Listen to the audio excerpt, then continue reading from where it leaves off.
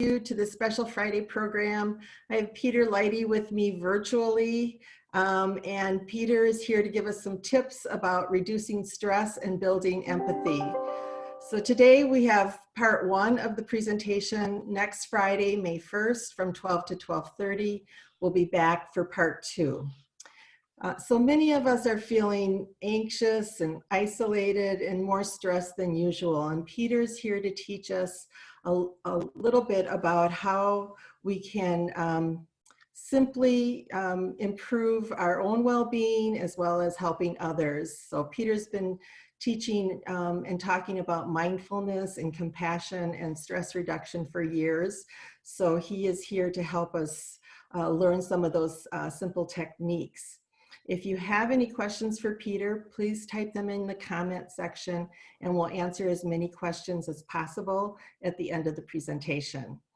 We'll try to stick to our 12:30 end time, so we'll try to get as many questions in as possible. And as a special treat, Peter will be singing a song at the very end of our session. So let's get going. Peter, take it away. Thank you, Phil. Yeah, that will be a special treat. That'll be so special. You don't want to miss it unless you want to, in which case you just simply, when you see me reaching for my guitar, all you have to do is just leave. But we hope you stick around. We only have a half an hour, and that's intentional for a number of reasons to set this up for what to me seems like a pretty short time to touch on some things. So it's really going to be, we'll sort of like dip our toe into some of this stuff. We'll come back to it next week. If you can't be here next week, or if you know someone who can't be here today, but they can be here next week, these two sessions will kind of stand alone for themselves in each case. So it's fine.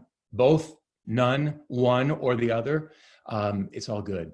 So thanks, Phil. I want to thank the board for agreeing to this and sponsoring this and helping make this happen. And I also want to acknowledge that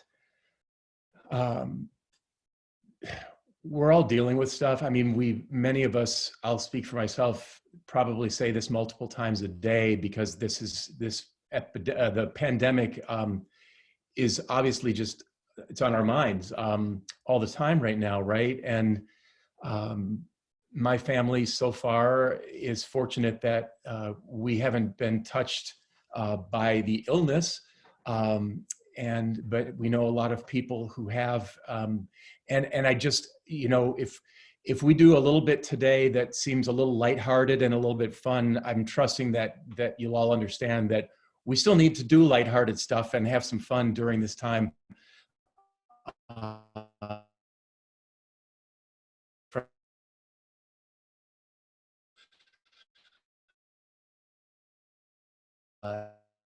We will better time to be thinking about and learning together and practicing some fairly simple skills that we all have access to.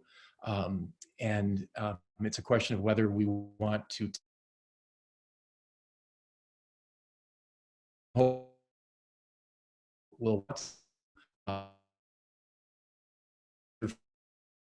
I really are getting into some of the practices about mind eating compassion.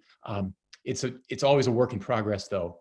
Any of you who know me really well will know that I may have learned a lot of stuff over the years, but it doesn't always seem that way. I'm trying.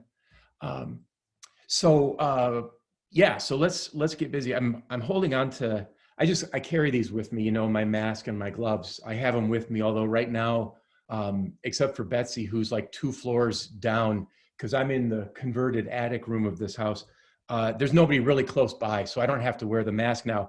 But the other day when I was putting the mask on yesterday, I'm just showing you this because one of the things that I sometimes get stressed out about myself is getting in front of people to talk, even though I do it all the time. It's just that I don't normally do it by talking into a computer like this. But I'm getting some practice at it because a lot of the things that I typically do just aren't happening so much these days. And so things like Zoom are happening more. But just bear with me. I want to show you something with this mask. Can you see this mask? Okay. Can you see, I'm not sure if you can tell or not, but the mask for me, I have to be careful because it falls off my ears really easily. And that's because, do you see this? I'm sorry, too much information. I don't know what it is. It's like a lack of cartilage or something in my ears. And so the ears are kind of big. And so you'd think, well, those would be good for holding a mask on, but actually they're really floppy. So I'm working on a different design. But in the meantime, let's do this. Let's do something just to take 30 seconds. If I could ask you this, and I'll ask you a few things as during this time together. Of course, I won't know if you're participating or not. So it's up to you. But what I'd love to ask you to do is bring to mind something right now. Yes, given what we're all going through, something though that you're grateful for, something or someone that you feel grateful that's in your life today.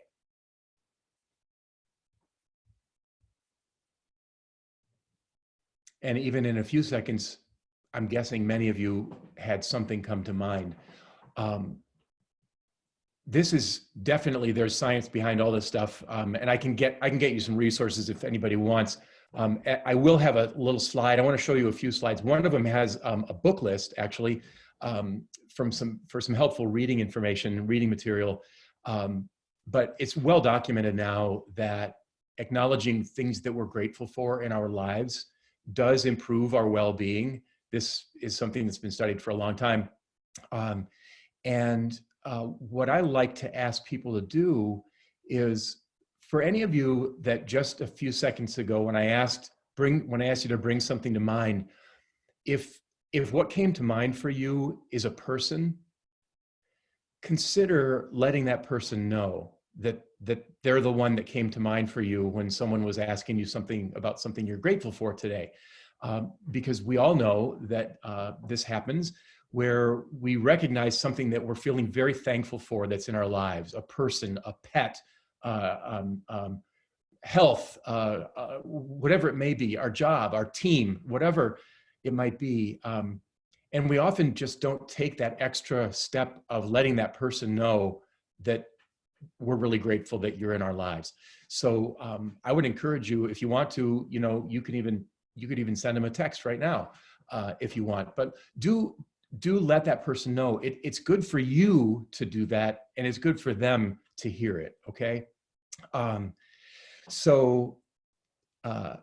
Next thing is, do any of you practice yoga?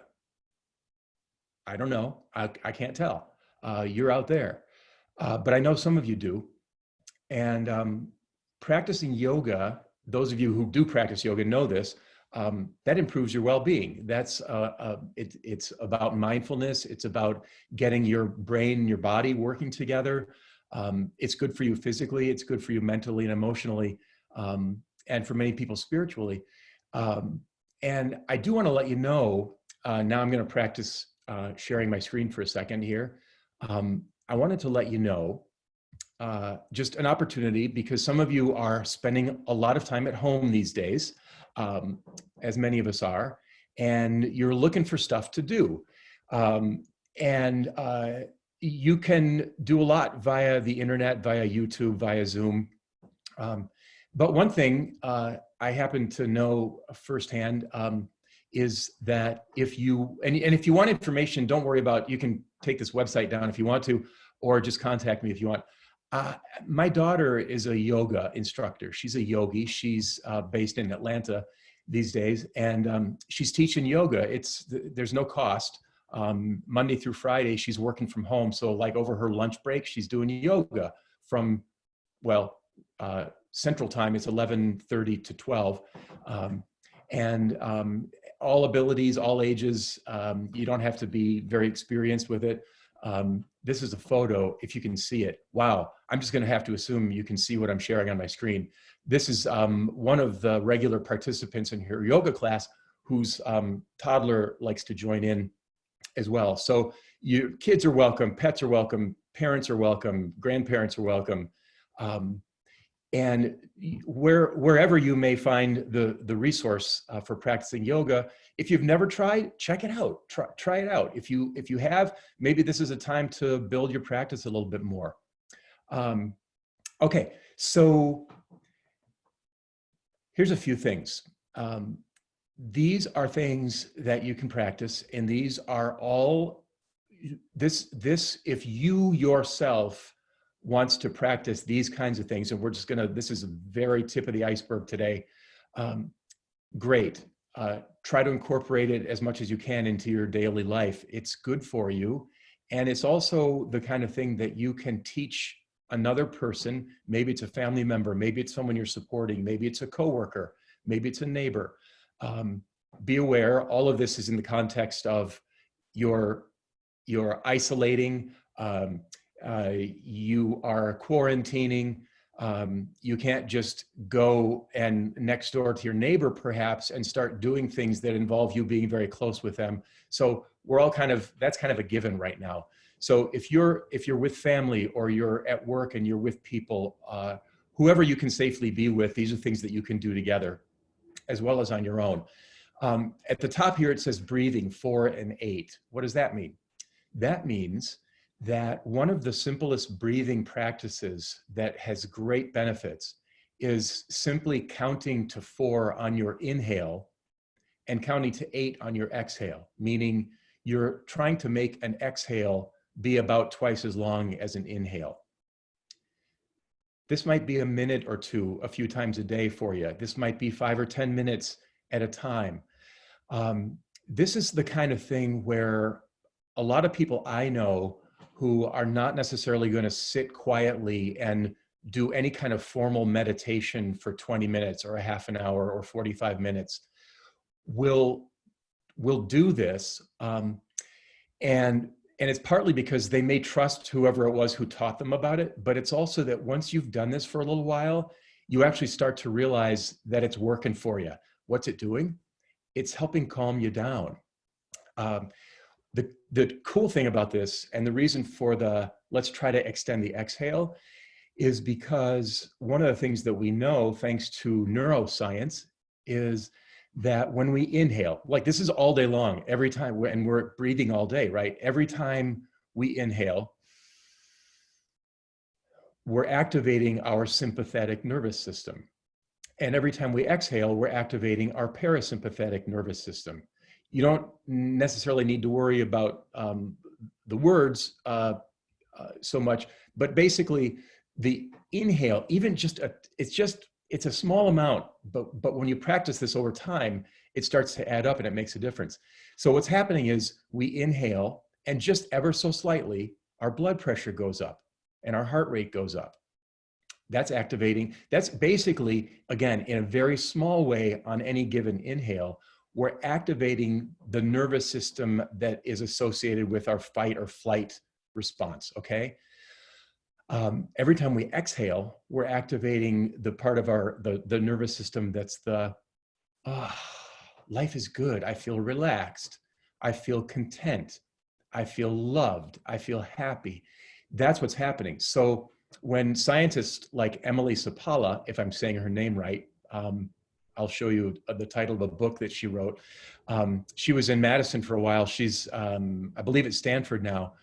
But taking people who are getting treatment at VA hospitals, people that have returned from wars, and studying mindfulness and studying the effects of breathing, and noticing that groups that weren't responding to traditional types of therapy began responding very positively to practices as simple as that.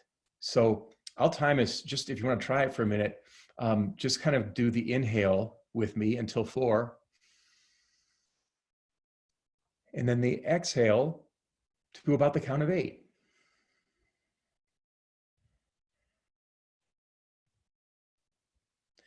And what you're doing, and again, don't get too worried about it has to be exactly 4 or exactly 8. It doesn't.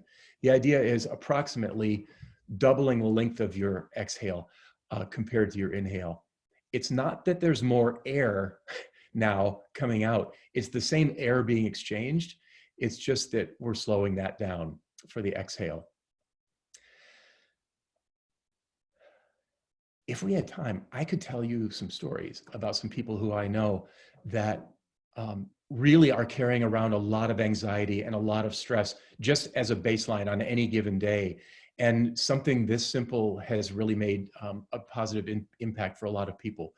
The next thing you might see, it says here and here. Wow, it's 12:16. We better hurry up. Here and here. Try this sometime. Sit quietly, even for 30 seconds, even if you're in a quiet room, and just notice any sound.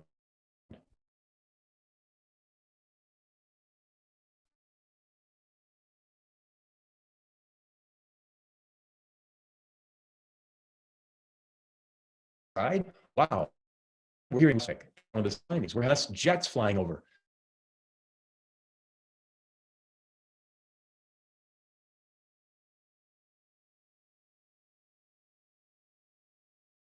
Saying we're here now. Paying attention is paying attention in a more intentional way is what is helping this mindfulness practice have these effects on us of bringing our well-being up, reducing our stress, and building compassion and empathy. These are all tied in together. Tapping, you can look this up. Do a search for butterfly tapping or butterfly hugs. Bilateral stimulation like this is a way that calms our brains down when we're starting to move a little bit into anxiety, anger, stress. And then labeling our feelings. Again, neuroscience says, this is without a doubt now, this is true. When we're aware, especially of any kind of negative feeling that's creeping in, like anxiety, jealousy, guilt, anger, resentment, boredom, we label the feeling, and simply by labeling it, we reduce that feeling's ability to grip us, hold us, okay? Those are some simple practices. Okay, here we go. Forget about that. Here's something, this is true. Never in the history of calming down has anyone ever calmed down by being told to calm down. Why is that? Because when someone's emotions are taken over, the person tends to not respond that well to logic. And so if I say to you, would you please calm down? Would you please calm down? Those two things don't really talk to each other very well or hear each other very well. And that's why these kinds of practices that we're just touching on help us be able to calm ourselves down, whether it's something that we're feeling like I'm feeling uptight and anxious, or whether it's like, oh my gosh, will the stress ever stop? Right now, some days it doesn't feel like it stops. Our brains can help impact that and change it so that we're not feeling as much stress. Here's the books I was telling you about. And then I want to just move right into this quick quote from Christine Mayer, who, wherever you're at in your life, let this speak to you. It's a poem she wrote, and she's going to read it to you right now. This is a poem I wrote. If you are going to work with me, you have to listen to me, and you can't just listen with your ears because it will go to your head too fast. You have to listen with your whole body. If you listen slow with your whole self, some of what I say will enter your heart. Yeah. Thank you, Christine. By the way, can you see this? This is one of those books on that book list. I'm telling you, if you don't get any of those other books, library or bookstores or whatever, this one is great for all ages, like for any age, any ability. There's these great, simple mindfulness practices that, again, improve our well-being and reduce our stress and anxiety. Here's a song that's based on a tune by Monsters of Folk that's called, the original is called The Right Place. This is called The Right Place also. And I love that song. And so I wrote some new lyrics kind of based on thinking about person-centered thinking and thinking about well-being. And then with what's currently going on in the world, prompted me to rewrite some of these lyrics again. So it goes like this. Do you like where you're living? Do you like what you do? Do you like what you're seeing when you're looking at you? Do you like who you're with while you shelter in place? Even with Zoom or FaceTime, you're still face to face, kind of. Are you washing your hands many times every day? Staying home all you can till this thing goes away. And remembering this, don't touch your face. I know we're gonna get through it while we shelter in place. Spending your day at work or at play, tell me, does it feel all right? And even though we have to be quarantined, are you able to see the light? And people, the people that you see, do they make for good company? Because you need them and they need you too. Who do you love and who's loving you? If you like where you're living, if you like what you do, if you like what you're seeing when you're looking at you, if you're keeping your distance, but you can still see a face, then you got the right feeling. You're in the right place. All right. Thanks for coming around, people. Stay safe. Where are these kinds of things? Where are these things? Where are these things when you have to go out? Thank you, Peter. Thank you for the great information. I'm going to be practicing some of the techniques that you taught us today. I've learned a lot. I've also learned a little bit more about you that I didn't know. Oh. Yeah. Anyway, thank you all for joining us. We'll be back next week, Friday at noon, from noon to 12:30 with Peter, and we'll have some more information for you. Have a great weekend. Stay safe, be healthy, and take care of yourselves. All right. Bye, everyone. Thanks, Phil. Thanks, everyone, for joining us.